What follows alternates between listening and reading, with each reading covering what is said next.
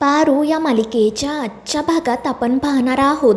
अहिल्या तिच्या खोलीत जाण्यासाठी निघालेली असते, पण तिचा पाय साडीत अडकतो आणि ती तोल जाऊन खाली पडणार इतक्यात प्रिया आणि आदित्य पटकन तिला सावरतात.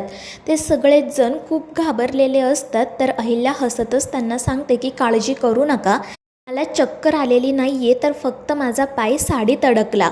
मात्र आदित्य, प्रिया, प्रीतम सगळेच तिला स्वतःची काळजी घ्यायला सांगतात.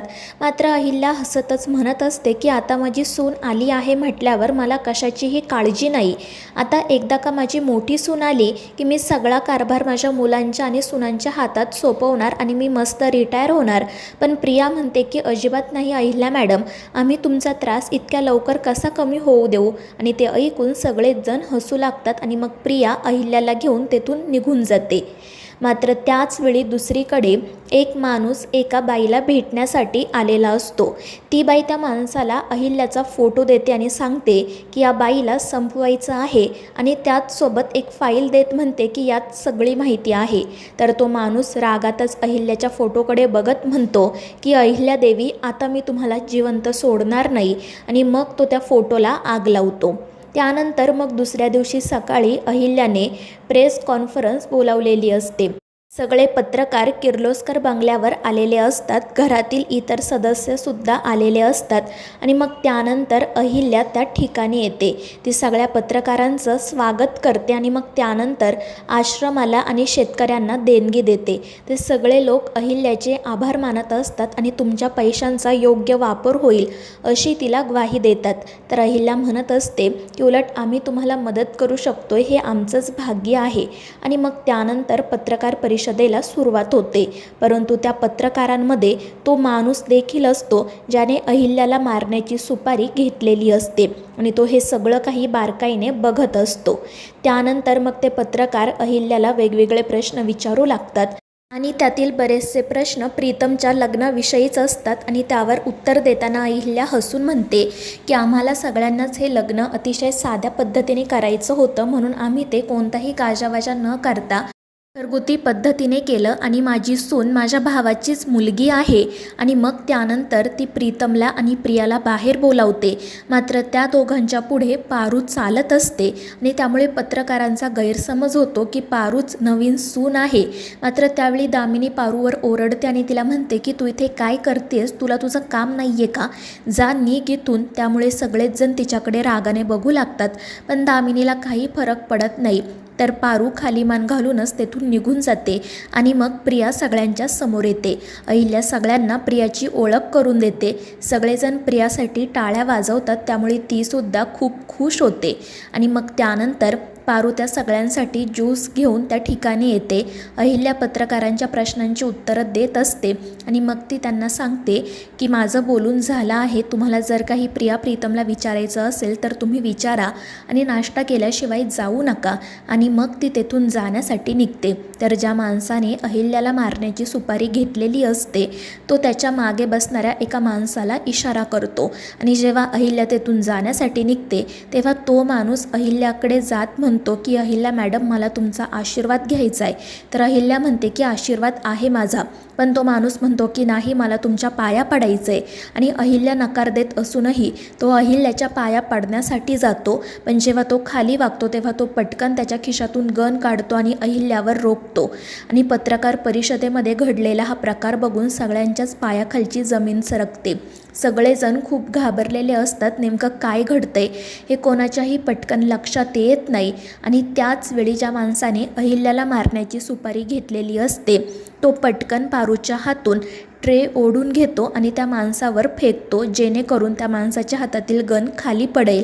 आणि मग त्यानंतर तो त्या माणसाला जाऊन पकडतो. तोपर्यंत अहिल्याचे बॉडीगार्डसुद्धा त्या ठिकाणी येतात.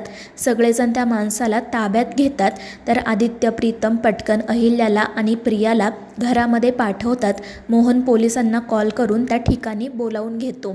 त्यानंतर मग ज्या माणसाने अहिल्याला मारायची सुपारी घेतलेली असते त्यानेच अहिल्याला वाचवल्यामुळे सगळे किर्लोस्कर त्याचे आभार मानत असतात. त्याला घरात घेऊन येतात. मग त्यानंतर अहिल्या, श्रीकांत त्याला त्याचं नाव विचारतात. तो काय काम करतो ते विचारतात. तर तो नाटक करत म्हणत असतो की माझं नाव मकरंद, मी गावाकडेच राहतो, कामाच्या निमित्ताने शहरात आलोय. पण मला अजून कोणतंही नीट काम मिळालं नाही, त्यामुळे पोटासाठी जे मिळेल ते काम करतोय. आणि त्यावेळी अहिल्या त्याला म्हणते की मग तुम्हाला आमच्यासोबत काम करायला आवडेल का? त्यावर तो खुश होत म्हणतो की प्रत्यक्षात अहिल्यादेवी किर्लोस्कर मला विचारतायत त्यापेक्षा मोठी गोष्ट काय असू शकते, मी नक्की तुमच्याकडे काम करेल. आणि ते ऐकून अहिल्या म्हणते की ठीक आहे, मग आज तुम्ही आमच्यासोबतच काम करा. आणि ती सावित्रीला त्या मकरंदच्या राहण्याची व्यवस्था किर्लोस्कर हाऊसमधील गेस्ट हाऊसमध्येच करायला सांगते. त्यानंतर मग ते सगळेजण तेथून निघून जातात. पण या प्रकरणामुळे प्रिया खूप घाबरलेली असते. अहिल्या तिला तिच्यासोबतच घेऊन जाते. तर तो मकरंद त्याचं प्लॅन यशस्वी झाल्यामुळे हसत असतो. पण तितक्यात पारूचं त्याच्याकडे लक्ष जातं, त्यामुळे तो पटकन तेथून निघून जातो.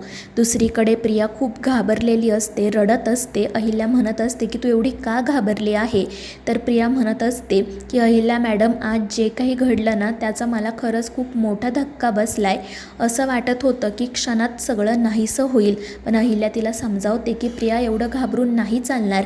हे उद्योग विश्व असंच असतं. इथे स्पर्धा असते, ईर्ष्या असते, राग असतो. प्रत्येकाला आपल्या पुढे जायचं असतं. त्यावर प्रिया म्हणते की अहिल्या मॅडम, माझ्या आबांवर सुद्धा असे अनेक हल्ले व्हायचे. ते सुद्धा अशा अनेक गोष्टींना सामोरे गेले आहेत. पण आज जे काही घडलं ना ते त्यांच्या बाबतीत कधीच घडलं नाही. म्हणजे एखाद्याचा अगदी जीव जाईल असं कोण कसं वागू शकतं? आणि त्यावर अहिल्या हसून म्हणते की प्रिया, हे विश्व असंच असतं. आपण मात्र आपलं काम करत राहायचं. आणि हे किर्लोस्कर साम्राज्य काही असंच उभं नाही ना गं राहिलं. पण प्रिया म्हणते की अहिल्या मॅडम, आपण एवढे कष्ट करतो, काम करतो, मात्र जर आपला जीवच नसेल तर मग या सगळ्याचा उपभोग आपण कसा घ्यायचा? पण अहिल्या तिला समजावते आणि सांगते की आम्ही निडरपणे या सगळ्याशी सामना करून इथपर्यंत पोहोचलो आहोत. तुझी ही पहिली वेळ होती म्हणून तू घाबरली, मात्र यापुढे तुला या सगळ्याची सवय करून घ्यावीच लागेल. आणि त्यावर प्रियासुद्धा हो म्हणते. तर दुसरीकडे तो मकरंद गेस्ट हाऊसमध्ये जातो. मात्र तिथे येताना तो सगळ्यात आधी ती रूम व्यवस्थितपणे चेक करतो. कुठेही कॅमेरा नाही आहे ना याचा तो व्यवस्थित शोध घेतो. आणि त्याची खात्री पटल्यावर मग ज्या बाईने त्याला अहिल्याला मारण्याची सुपारी दिलेली असते तिला तो कॉल करतो. तो हसतच तिला सांगू लागतो की सगळं काही आपल्या प्लॅनप्रमाणेच होत आहे. मी आता किर्लोस्कर हाऊसमध्ये आलोय. आता आपल्याला जे हवं ते लवकरच घडेल. या घरातील प्रत्येक माणसाला मी स्मशानाची वाट दाखवल्याशिवाय शांत बसणार नाही. पण तितक्यात पारू कॉफी घेऊन त्या ठिकाणी येते आणि पारूला बघून तो माणूस घाबरून फोन ठेवून देतो. तर पारू संशयानेच त्याच्याकडे बघत असते. आणि मग त्यानंतर ती तिच्या घरी जाते. तिला सतत सकाळपासून घडत असलेले प्रसंग पुन्हा पुन्हा आठवतात. तिला त्या मकरंदवर खूप संशय येत असतो. तितक्यात गणी त्या ठिकाणी येतो आणि तिला काय झाले ते विचारतो. पण पारू त्याला काही सांगत नाही. पण तो म्हणू लागतो की अगं तायडे, मी आता मोठा झालोय ना, आणि तू मला राखी बांधतेस ना, मग सांग मला काय झालंय, मी तुझा त्रास कमी करेल. आणि त्यावर पारू हसून म्हणते की ठीक आहे. आणि मग ती त्या मकरंदबद्दल गणीला सांगते. मकरंदचं फोनवरील थोडंसं बोलणंसुद्धा तिने ऐकलेलं असतं आणि त्याचमुळे तिचा संशय खूप वाढलेला असतो. ती म्हणत असते की मला तो माणूस पहिल्या क्षणापासून थोडा विचित्र वाटतोय, नक्कीच त्याचं काहीतरी गुपित आहे. आणि त्यावर गणी म्हणतो की तायडे, तू काळजी करू नको, तू असताना तुझ्या देवी आईंना काही होणार नाही.